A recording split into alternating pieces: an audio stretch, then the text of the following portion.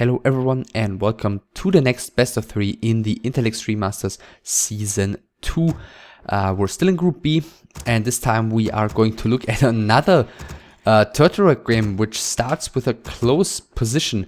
It is Ciara, the orc player here on the top right spawn position. He currently has 6 points in Group B. He was able to take down both Sase and Satini, but he lost on play day number 1 in a unnecessary fashion, I guess, against Kemper. And his opponent with Human here, not with his main race Undead, is Protois, who so far has had a flawless tournament. He's at the top of the group with 9 points, with 6-0 in terms of map score.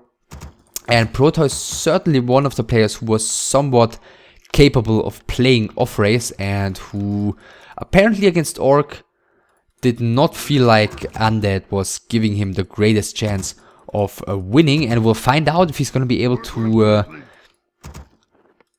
basically make use of the positions that were given to him here in this first match.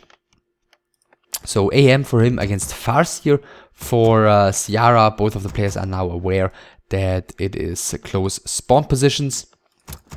And yeah, Protois will see how well he's going to be able to do with his off race.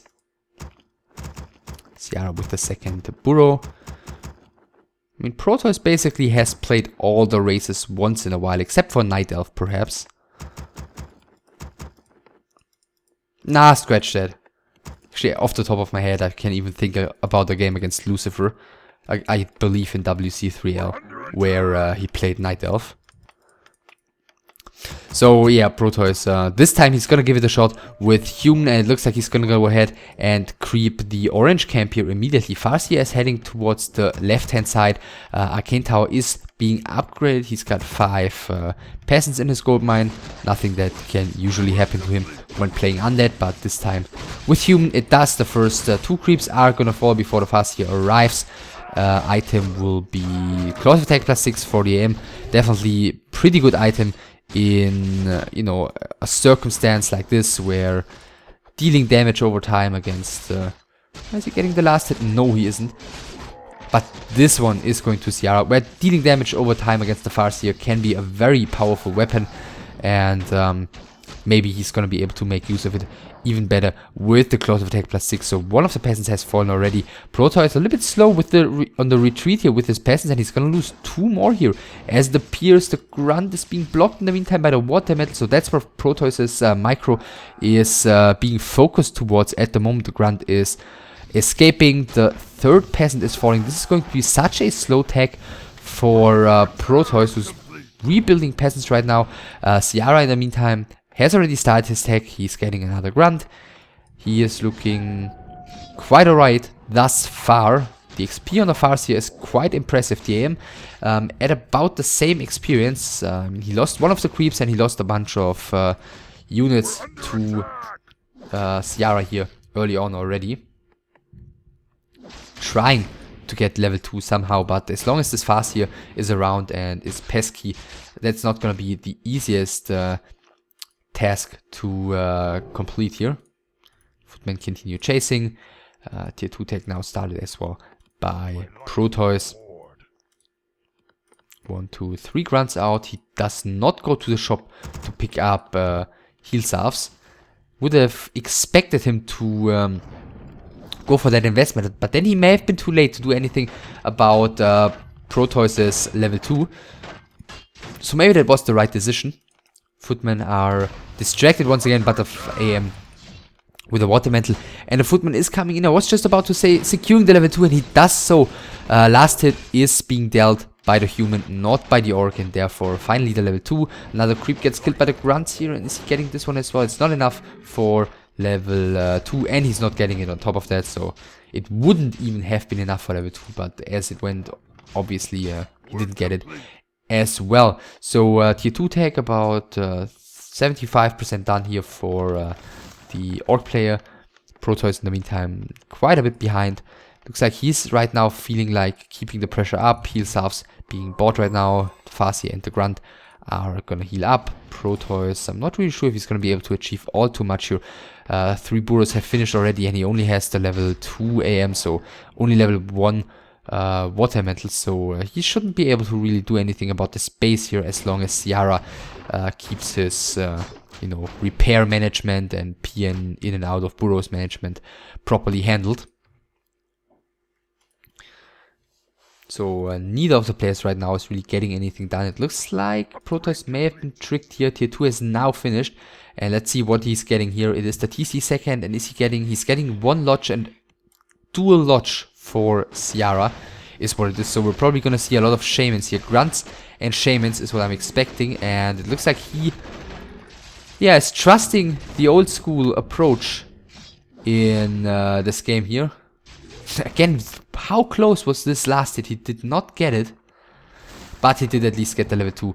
In the meantime, Protois, is he finishing tier 2? He's gonna finish tier 2 in just a second. He's got nothing around the tavern, so I imagine we're gonna see a Mountain King second by the German.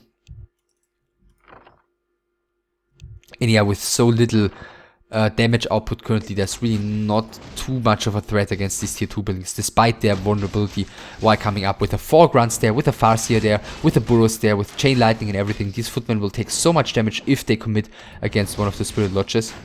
So that's probably not going to happen. TC second is out right now. Shockwave skilled immediately, and water elemental is not getting trapped here. And now with the spirit lodges finishing, I think Ciara will finally be able to leave his main base again. Double Arcane Sanctum for Protois, not power building this one. Mountain King second coming as well. So, well, yeah, his tech was delayed by a little bit, but thus far Ciara really hasn't been able to make any use out of it.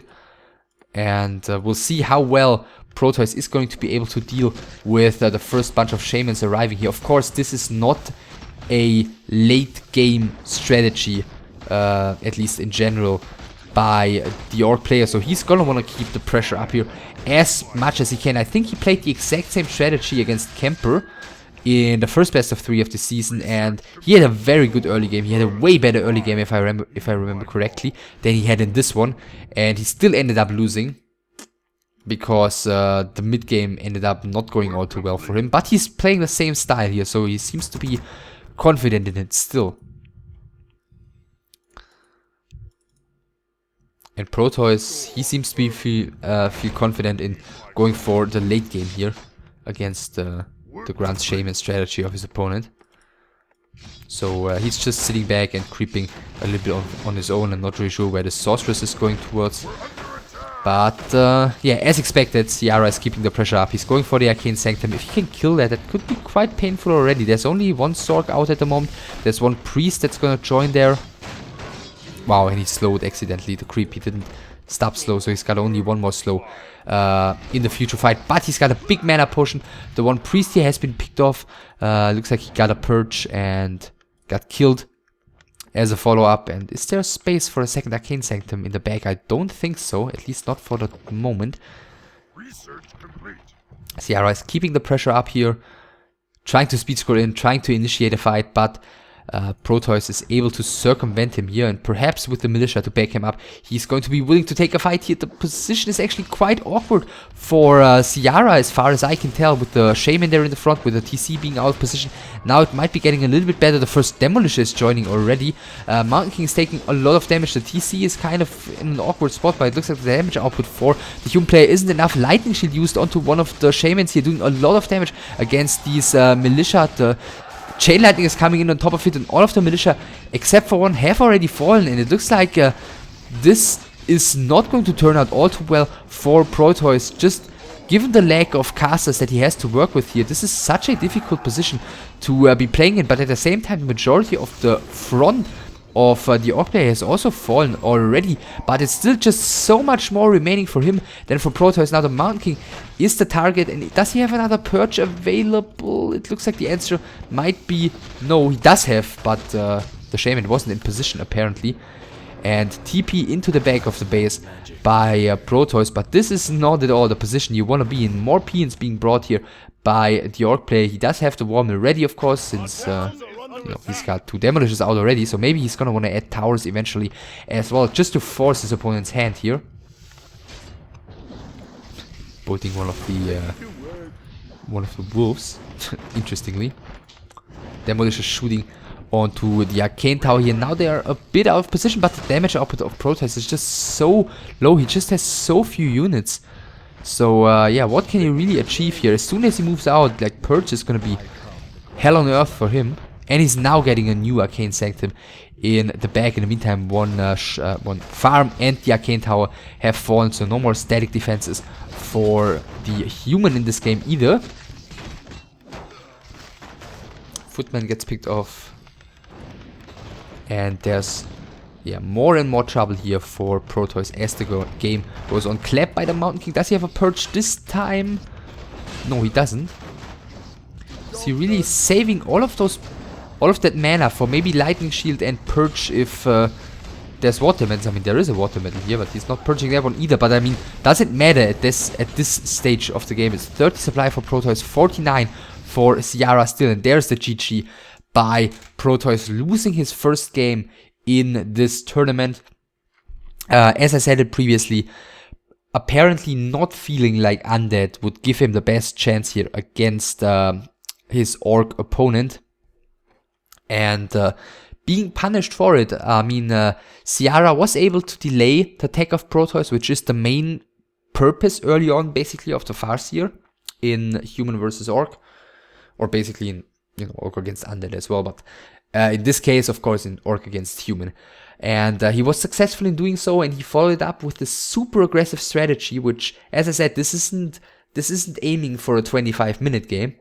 And he was able to apply a lot of pressure to Protois as the follow-up to the early game, and was able to snipe off one of the casters. He was able to kill one of the arcanes, and Protois just had such a huge tech advantage. He had like 2 casters in that important fight in front of his base, and that was just way too little to deal with the army that Ciara already had, and therefore Protois is down 1-0, Ciara is up 1-0, and we're going to go to Lost Temple as our second map.